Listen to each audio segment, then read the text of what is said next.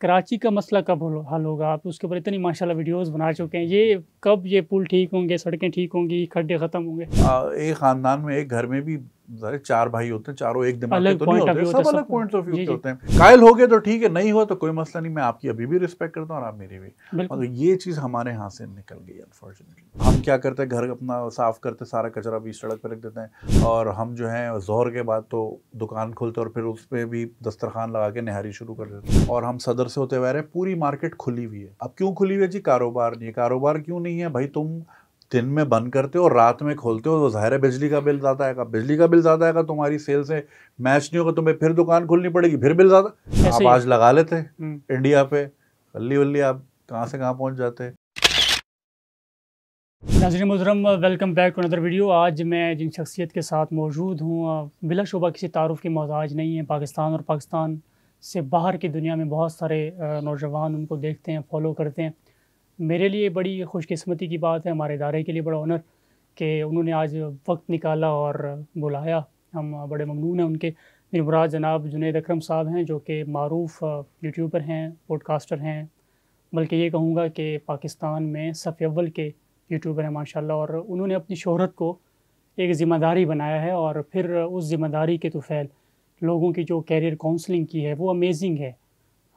इतने बड़े पैमाने पे इतनी बड़ी खिदमात उन्होंने पेश की हैं, तो बहुत हमारे लिए एज़ाज़ है आज उन्होंने वक्त निकाला। सर बहुत शुक्रिया।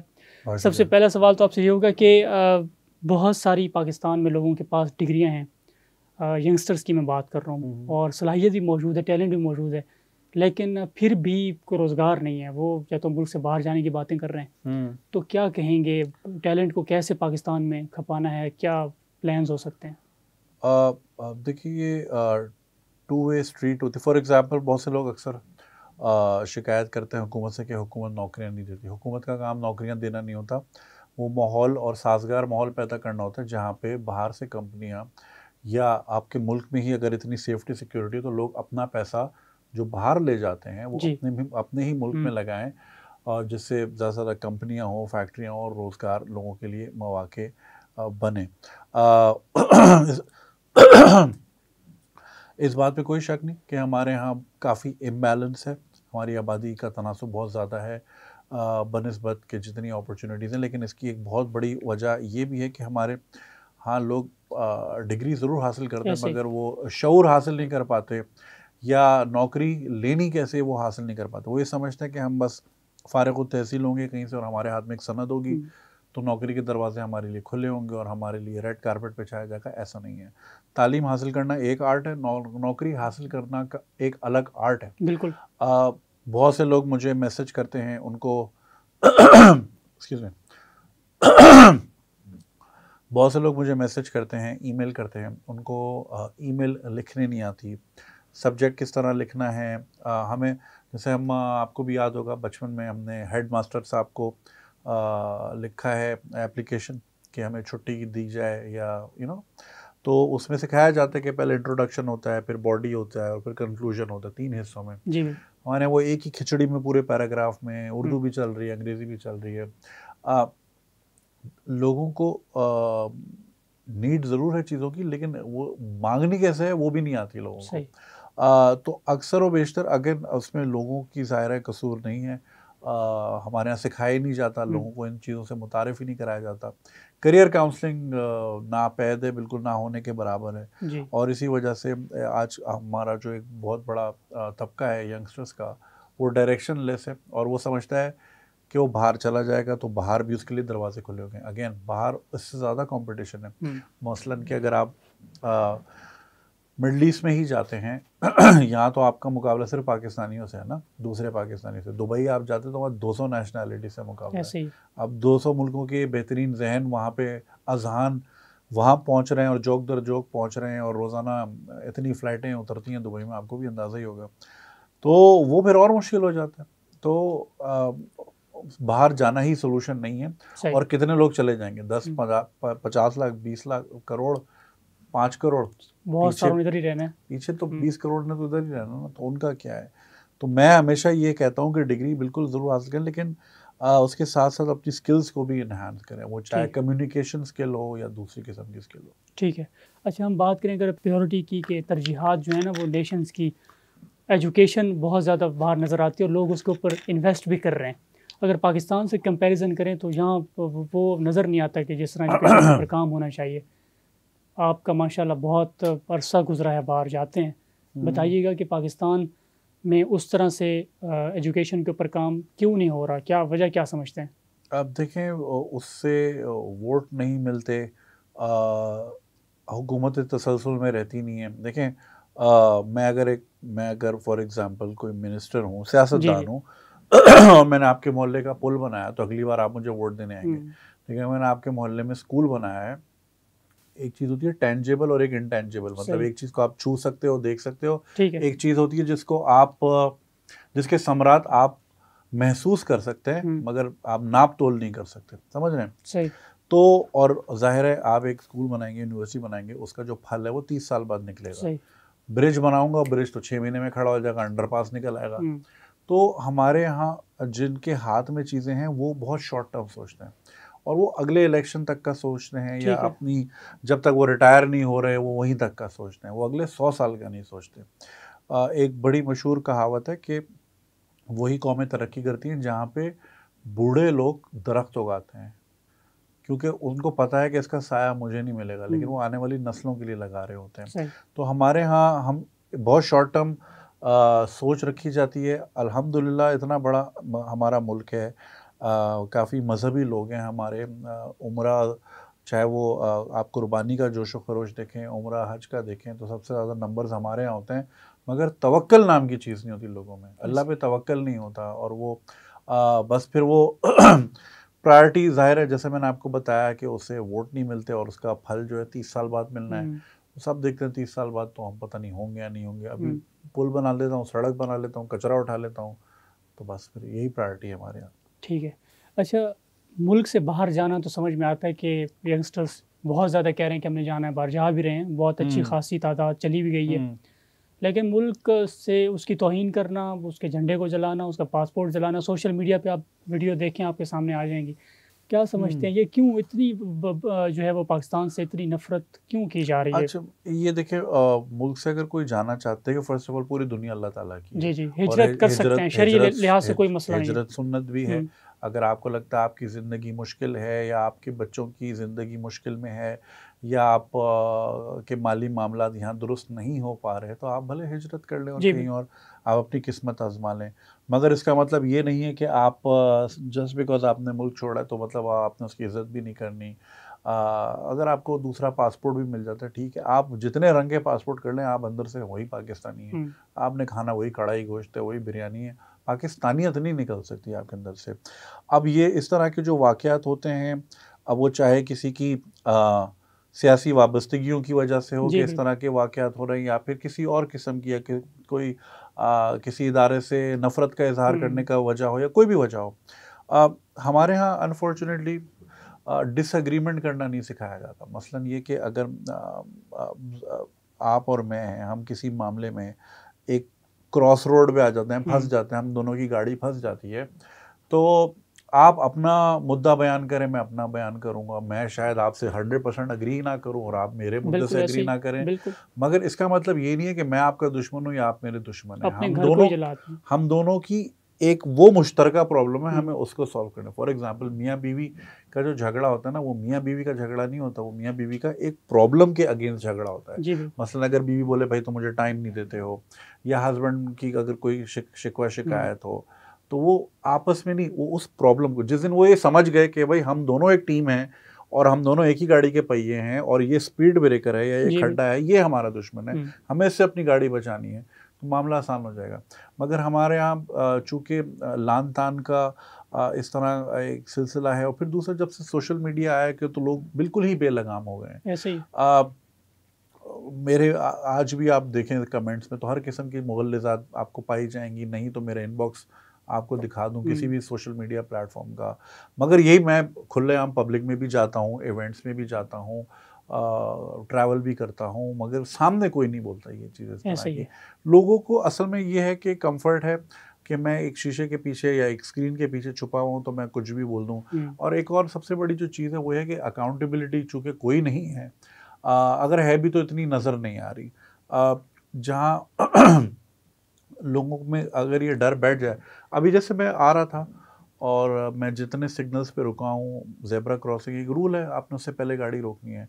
लोग तो उससे आगे तो जा ही रहे थे, लोग सिग्नल भी खुलेआम तोड़ रहे थे, पुलिस वाला खड़ा हुआ भी था मगर तोड़ रहे थे। वजह उनको पता किसी ने कुछ करना ही नहीं है, अकाउंटेबिलिटी नहीं है तो वो बेलगाम हो जाते हैं। तो यही मामला सोशल मीडिया पे भी है, लोग बहुत बेलगाम हुए हैं। और अगेन आपकी बिल्कुल सियासी आपकी प्रायोरिटीज हो सकती हैं, जाहिर है इतनी सारी पार्टी हैं, जाहिर है मैं आपसे डिसएग्री करूंगा, आप मुझसे करेंगे, हम दोनों मिलकर तीसरे से करेंगे, ये तो रहेगा।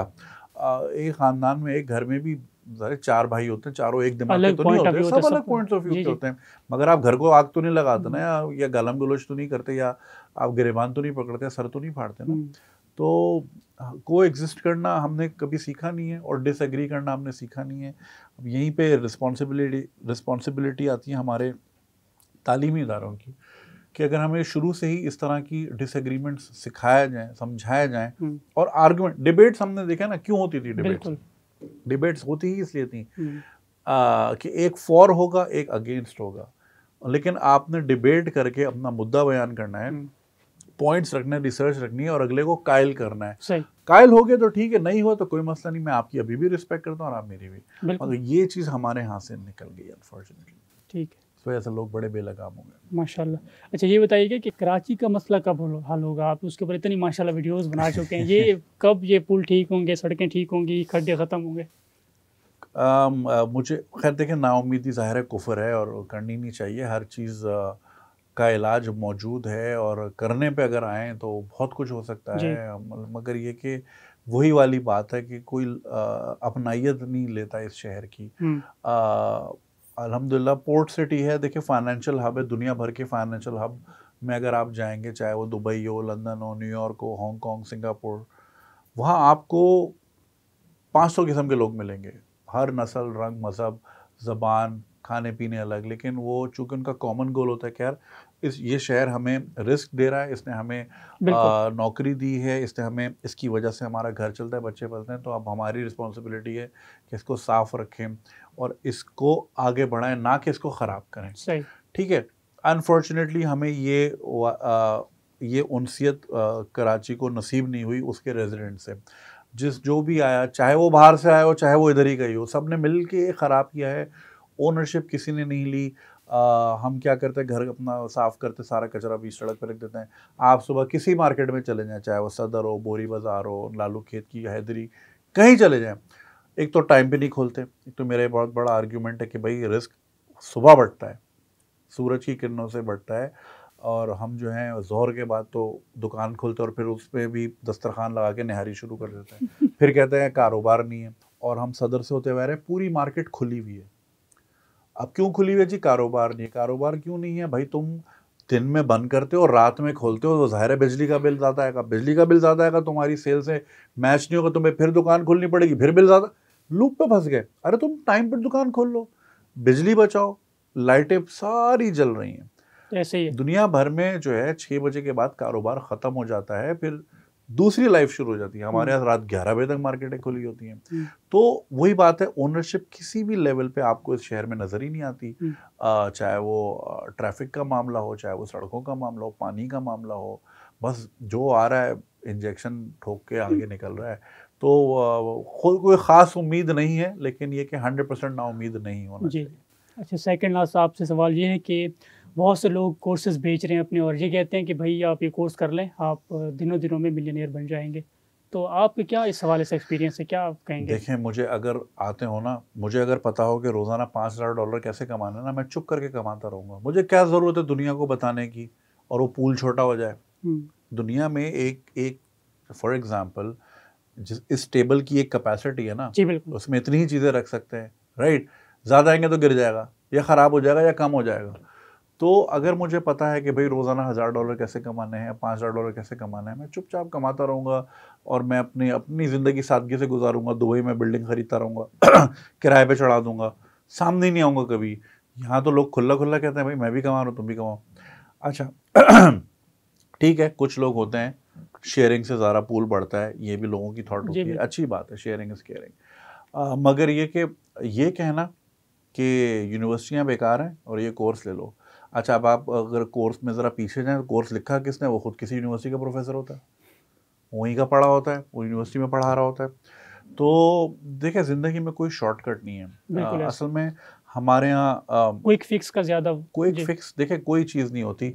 लोग मुझसे पूछते हैं अक्सर इंटरव्यूज़ में कि आपको रातों रात फेम मिला, आपको कैसा लगता है? हम्म। तो मैंने बोला भाई 12 साल से मैं वीडियोस बना रहा हूँ, वो आपको 7वें साल में मैं नज़र आया था, जी जी। मगर शुरू के 6 साल मैं था, मगर ज़ाहिर है टाइम लगता है चीज़ों को ग्रो होने में। सही। तो क्विक फिक्स कुछ नहीं होता, रातों रात कुछ नहीं होता, जुए में होता है। ऐसे आप ही है। आज लगा लेते हम्म। इंडिया पे, बल्ली बल्ली आप कहाँ से कहाँ पहुँच जाते, मगर उसके अलावा नहीं होता।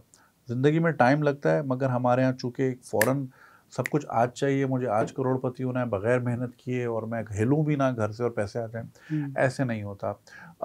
यूनिवर्सिटी अपनी जगह बहुत उसकी अहमियत है, इदारों की अहमियत है। आज आप देखते हैं यूरोप, अमेरिका, ऑस्ट्रेलिया, जहाँ आप भागने की इतनी करते हैं, वो मुल्क यूनिवर्सिटियों पे खड़े हैं। बिल्कुल। तो आज उनके इदारे हैं, तालीमी इदारे हैं, रिसर्च है, तो आपके जेब में हर साल नया आईफोन आता हमारा है क्योंकि वहाँ लिटरेसी रेट बनाने तो वाला है। आज भी बहुत सारे नए आज़ाद होने वालों से भी पीछे है। बिल्कुल ऐसा ही है। तो भाई ये बहुत ज़रूरी है। ठीक है, कोर्सेज बिल्कुल करें, हम्म। अवेलेबल होते हैं, हार्वर्ड के इतने कोर्सेज आपको फ्री मिल जाएंगे, गूगल के आपको इतने कोर्सेज फ्री मिल जाएंगे, बिल्कुल अच्छी बात है। मगर ये कहना कि यार ये कर लो और सब कुछ सही हो जाएगा और सारे वो देखें, कुछ लोग होते हैं, ज़ाहिर है दुकान चल पड़ती है। अब फॉर एग्जांपल मेरे लिए सबसे आसान काम पता है क्या है? मैं एक बिल्डिंग किराए पे लूँ, यूट्यूब अकेडमी खोल लूँ और बिल्कुल। मैं अपनी अर्निंग्स दिखाऊँ, भाई ये देखो मैं महीने का ये कमाता हूँ, तुम भी कमाओगे। उसमें 5000 बच्चा एडमिशन ले लेगा, 2 लाख रुपए फीस लूँगा मैं सेमेस्टर की, ठीक है? तो 10 करोड़ हो गया। ऐसे। ऐसे कोई फिगर बना, मैं गारंटी से बनाता हूँ उसमें से 5 भी नहीं बनेंगे मुश्किल से, बिल्कुल। क्योंकि ये काम मांगता है कमिटमेंट और कंसिस्टेंसी।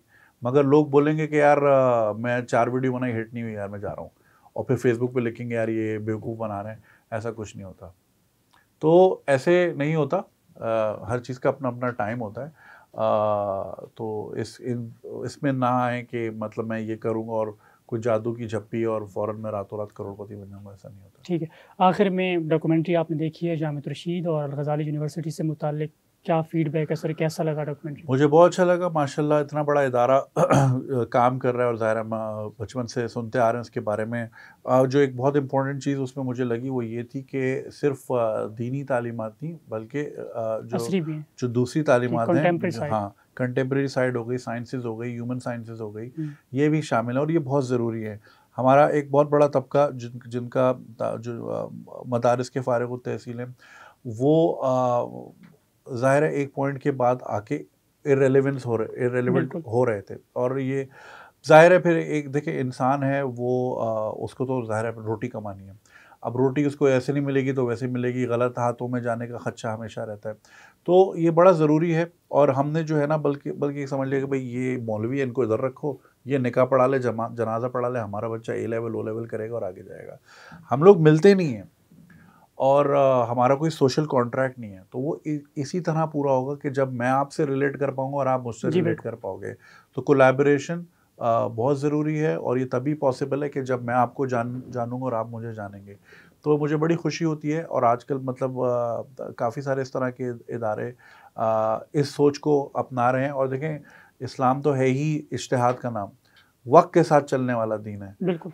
ये नहीं कि बस जो 2000 साल पहले या 1400 साल पहले या 5000 साल पहले रूल बन गए। ये तो है ही सबसे मॉडर्न दीन। मगर लोग ज़ाहिर है इसको गलत नाम देते हैं, और फिर ज़ाहिर है हम उसके काफ़ी नाजुक दौर से गुज़र भी रहे हैं। मगर ये कि ये एक अच्छा इक़दाम है और अच्छी चीज़ है। मैं चाहता हूँ कि इस तरह के और प्रोग्राम्स बने, ताकि जो दीनी मदारिस के जो बच्चे हैं जी। वो MS साइंसेस की तरफ MBA भी आएँ, BBA लॉ बिल्कुल पढ़ें इन जी। चीज़ों की तरफ भी आएँ, ताकि वो उनकी रेलेवेंस भी मार्केट में उतनी ही रहे जितनी जी। ये किसी ओ लेवल, ए लेवल कॉलेज यूनिवर्सिटी के स्टूडेंट की है। तो बड़ी खुशी हुई जान के कि और इदारा विज़िट इतना बड़ा आपने काम करना है कर रहा है। इंशाल्लाह। इंशाल्लाह बहुत जल्द ज़रूर मैं आऊँगा और वहाँ बच्चों से मुलाकात करूँगा, और मैं अप क्लोज़ देखना चाहता हूँ कि क्या इंशाल्लाह। मामला चल रहे हैं।